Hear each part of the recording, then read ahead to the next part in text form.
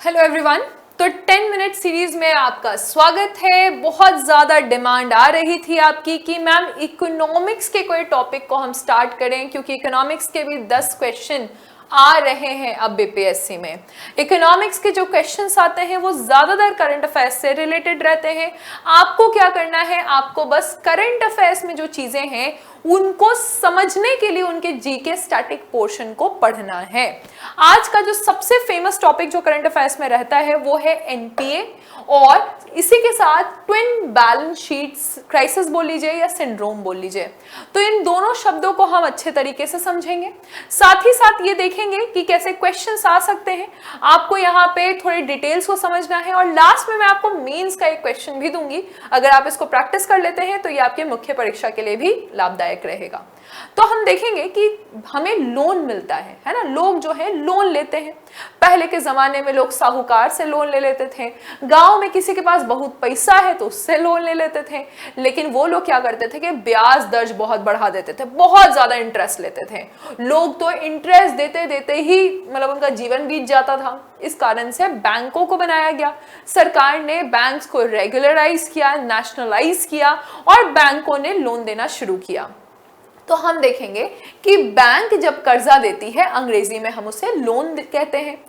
Company बहुत सारी bank से कर्जा लेती है। इसका कारण यह हो सकता है कि मान लीजिए कि आज आपने बहुत बड़ी कंपनी खोली, आज आपके पास एक बहुत बड़ा सा टेंडर भी आ गया, और आपको उस टेंडर आ गया यानी कि आपके पास काम आ गया, लेकिन काम के लिए आपको कच्चा माल खरीदने का पैसा नहीं है या मजदूर को सैलरी देने का पैसा नहीं है। तो आपने बैंक से लोन लिया कि चलो ठीक है, जब हमें लाभ मिलेगा तो हम बैंक का ये लोन चुका देंगे। तो अब आपने क्या कर लिया, आपने बैंक से ले लिया कर्जा। तो कॉर्पोरेट उसको अंग्रेजी में डेब्ट कहते हैं, कर्जे को हम यहाँ पे डेब्ट कह रहे हैं। और बैंक ने कॉर्पोरेट सेक्टर को, कंपनी को, मान लीजिए कोई कंपनी है तो कंपनी को लोन दे दिया, इसको हमने लोन कह दिया। अब देखिएगा कि क्या होगा अगर कंपनी ने लोन नहीं चुकाया, तो ये एक दो समस्या मतलब दोहरी समस्या बन जाएगी। बैंक के लिए वो अकाउंट बन गया एनपीए, यानी कि नॉन परफॉर्मिंग एसेट। भाई तुमको हमने पैसा दे दिया, कर्जा दे दिया, तुम हमको पैसे ही वापस नहीं कर रहे हो, तो मेरे लिए वो क्या हो गया, नॉन परफॉर्मिंग एसेट। बैंक के लिए ये नॉन परफॉर्मिंग एसेट है। मेरे पास जितना पैसा था हमने कर्ज में दे दिया, अब हम आगे कर्जा नहीं दे पा रहे हैं। समझ रहे हैं आप। और कंपनी के पास भी क्या हो गया है, उधारी हो गया है, उधारी खाता में आ गया। और कंपनी जो है वो ओवर लेवरेज्ड, यानी कि इस तरह से बहुत सारे अगर उसने लोन लिए हुए हैं तो वो ओवर लेवरेज यानी कि एकदम बोझ तले दब गई है। अब ये दोनों ही निकाय जो कि हमारे अर्थव्यवस्था के लिए बहुत जरूरी है, बैंक से लोग लोन लेगा तभी ना काम अपना शुरू करेगा, और कंपनी जो है वो लोन चुकाएगी तब दूसरा लोन लेगी, तब उसको दूसरा काम मिलेगा। यही दोनों तो इकोनॉमी के इंपॉर्टेंट निकाय हैं। ये दोनों ही इकोनॉमी से हट जाएंगे तो इकोनॉमी क्या हो जाएगी, अर्थव्यवस्था जो है वो एकदम ही सुस्त हो जाएगा, स्लो डाउन हो जाएगा।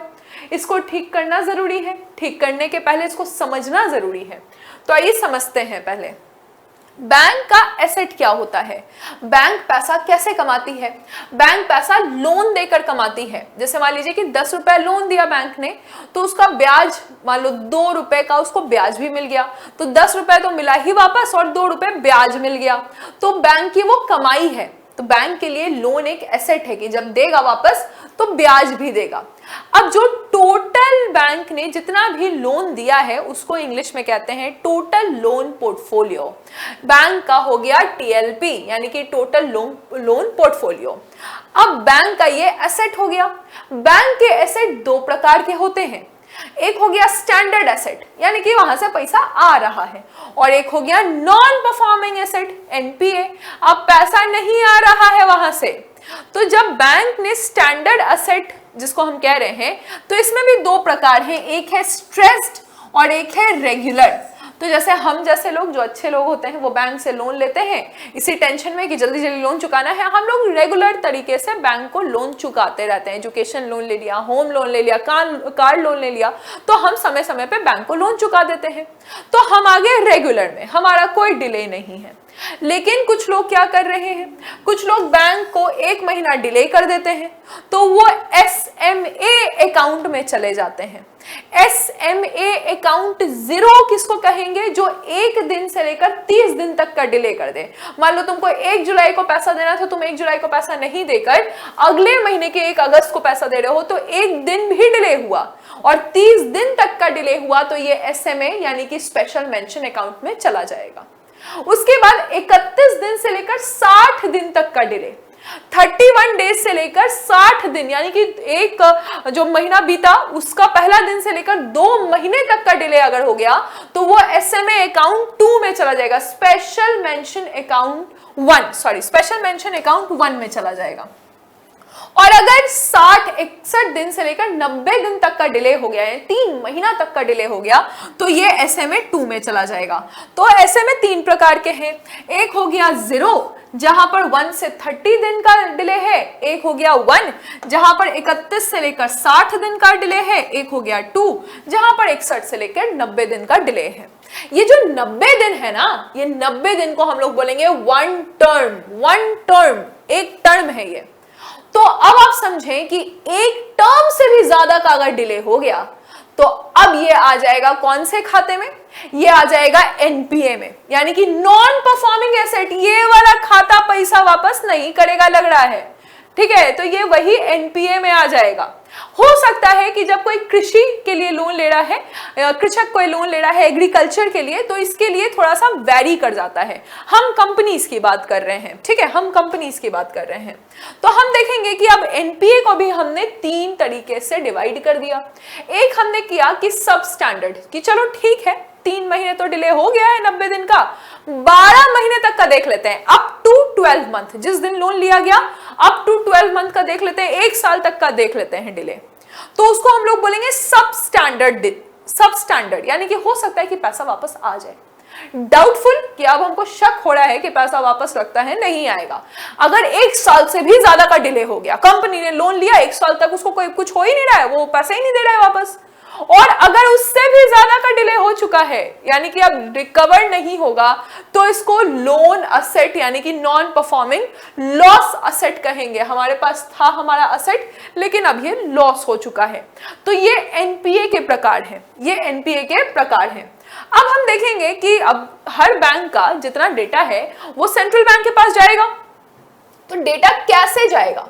डेटा के लिए बनाया गया एक नंबर, इसका नाम रखा गया ग्रॉस NPA, कि आपके पास जितना लोन देने का, जितना भी आपने लोन दिया, ठीक है, टोटल लोन जो पोर्टफोलियो आपका बना, टोटल लोन पोर्टफोलियो जो आपका बना, उसमें से कितना आपका NPA है, उसमें से कितना आपने NPA यानी कि 90 दिन से भी ज्यादा का डिले हो रहा है, उसको हम 100 से मल्टीप्लाई कर देंगे। ये आपका NPA as percent gross loan हो गया। ग्रॉस लोन यानी कि जितना भी आपके पास लोन देने की क्षमता है उसमें से आपका कितना NPA है उसको हमने परसेंटेज में निकाल दिया। 1994 में ये आंकड़ा बहुत हाई था, 24.8 है, लेकिन आप देखिएगा कि 94 के बाद 1997 में नरसिम्हन कमेटी बनी, इस कारण से यह आंकड़ा नीचे आ गया। 2011 में यह सिर्फ 2.5% आ गया, लेकिन अब फिर से यह आंकड़ा ऊपर जा रहा है। बहुत सारे आपने केसेस न्यूज में सुने हुए हैं। तो अब यह आंकड़ा फिर से 2.78 जा रहा है। इसलिए मैंने ग्राफ कैसे बनाया है कि पहले बहुत ज्यादा था, फिर कम हुआ, फिर धीरे धीरे फिर ऊपर जा रहा है। तो अब आपको यह समझना है। अब नरसिम्हन कमेटी जो बनी थी 1997 में, उसको हम BSR कमेटी भी कहते हैं, यानी committee on banking sector reform. हमें इसमें सुधार लाना है। इसने कहा कि देखिए, पहले तो आप जो लीगल फ्रेमवर्क है, जो कानूनी चीज आप करिएगा लोन को वापस लेने के लिए, उसको स्ट्रॉन्ग कीजिए। फिर इसमें कहा गया कि आप टारगेट बनाइए कि 2000 तक आप 5% से ज्यादा GNPA नहीं होने देंगे, और बैंकों को कहा गया कि 2002 तक आप 3% से भी कम लेकर आएंगे, 3% से कम लेकर आएंगे आपका NPA यानी नेट परफॉर्मिंग एसेट। इसका मतलब है आप ऐसे ही कैसे लोन दे देते हैं, थोड़ा जांच पड़ताल करके लोन दीजिए। अब इसके लिए 2002 में सरफेसी एक्ट निकाला गया। क्या नाम है? SARFAESI act. क्या आप मुझे कमेंट सेक्शन में सरफेसी का फुल फॉर्म बता सकते हैं कि सरफेसी एक्ट 2002 का इसका फुल फॉर्म क्या है? और अब आपको एक होमवर्क भी करना है। होमवर्क आपको ये करना है कि ठीक है, नरसिम्हन कमेटी 1997 में आई, फिर 2002 में सरफेसी एक्ट निकला, लेकिन उसके बाद भी जब एनपीए बढ़ता है तो सरकार ने और भी रिफॉर्म्स लेकर आती है सरकार, यानी कि 5/25 रीफाइनेंसिंग 2014 का। जब मोदी गवर्नमेंट आ रहा है, एनडीए गवर्नमेंट आ रहा है, तो एसडीआर की बात की गई, S4A की बात की गई, AQR की बात की गई, और आईबीसी सबसे इंपॉर्टेंट बैंकिंग कोड की बात की गई। आज का आपका होमवर्क मुख्य परीक्षा के लिए है कि आपको इन सभी के बारे में बस 4-4 लाइन लिखना है। ऊपर में क्वेश्चन आपका क्या रहेगा? क्वेश्चन रहेगा कि वो कौन से सुधारात्मक गतिविधियां हैं जो कि सरकार ने ली, या फिर which are the initiatives taken by the government to improve the condition of NPA in our country। यानी हमारे देश में एनपीए को सुधारने के लिए सरकार ने कौन से पहल लिए हैं, ये सारे पहल हैं, इन पे आप 4 लाइन लिख दीजिएगा, आपका आंसर कंप्लीट हो जाएगा। फाइन। अब हम देखेंगे कि डिफॉल्टर्स कौन होते हैं। डिफॉल्टर्स वो होते हैं जो कि लोन लेकर पैसा नहीं देते हैं। ये विलफुल डिफॉल्टर्स भी कहला सकते हैं। वो कैसे कहलाएंगे अभी हम समझेंगे। तो कोई एक इंसान भी लोन लेकर नहीं देगा, कोई जूरिस्ट पर्सन का मतलब होता है कोई ट्रस्ट ले लिया लोन, कोई एनजीओ लोन ले लिया, या फिर कोई कंपनी जो कि रजिस्टर्ड है, तो ये सभी जो है वो लोन ले सकते हैं और फिर बाद में डिफॉल्टर भी कहला सकते हैं अगर उनके पास जितना लोन लिया है उतना पैसा देने की क्षमता ही नहीं है, लोन वापस लेने की क्षमता नहीं है। ये विलफुल डिफॉल्टर का निशानी है। उन्होंने पैसा कंपनी की मार्केटिंग में लगाया, लेकिन पैसा कंपनी के मैन्युफैक्चरिंग में डाल दिया, जो बताया गया था वो पैसा ये डाइवर्ट कर रहे हैं। एक होता है सिफोन का मतलब हुआ कि भाई तुमने पैसा लिया था किस चीज के लिए, जैसे नीरव मोदी, विजय माल्या, पैसा लिया था तुमने कंपनी के लिए ना, कि कंपनी को ठीक करोगे। तुम तो उसका लग्जरी गाड़ी खरीद लिए, तुम तो उसका यूरोप ट्रिप कर लिए, तो तुमने अदर पर्पस के लिए पैसा का इस्तेमाल कर लिया। ये बिल्कुल विलफुल डिफॉल्टर जानबूझकर पैसा नहीं देने वाली की निशानी हो गई। या फिर आपने जिस चीज को कोलेटरल बनाया था, गिरवी रखकर लोन लिया था, मान लीजिए कि घर को कोई गिरवी रखकर लोन ले रहा है, कंपनी को ले रहा है, और आपने वही चीज ही बेच दिया, समझ रहे आप। तो कोई गाड़ी को बोला कि हम गिरवी रख देते हैं और हम लोन लेंगे, जैसे कि अक्षय कुमार की मूवी में होता है, और वो गाड़ी ही जाके बेच दिया, तो उसको हम क्या बोलेंगे? विलफुल डिफॉल्टर बोलेंगे। अब ये लिस्ट जाएगा केंद्रीय बैंक के पास, सेंट्रल बैंक के पास, और सेंट्रल बैंक बोलेगी कि क्या इन्होंने जानबूझ के ये किया है, क्या ये इंटेंशनल है, इस चीज को चेक किया जाएगा। और अगर 25 लाख से ज्यादा का अमाउंट है तभी उनको विलफुल डिफॉल्टर की लिस्ट में डाल दिया जाएगा। वो व्यक्ति 5 साल तक किसी भी संस्थान से लोन नहीं ले सकता है, और वो व्यक्ति स्टॉक मार्केट में पैसा नहीं डाल सकता है, वो उसको कोई भी लेंडर यानी कि वो लेंड नहीं कर सकता। और अगर वो किसी भी संस्थान के बोर्ड मेंबर में है, लेंडर बोर्ड मेंबर में है, तो उसको हटाया भी जा सकता है, और यहां से शुरू हो जाएगा उस पर लीगल एक्शन लेना।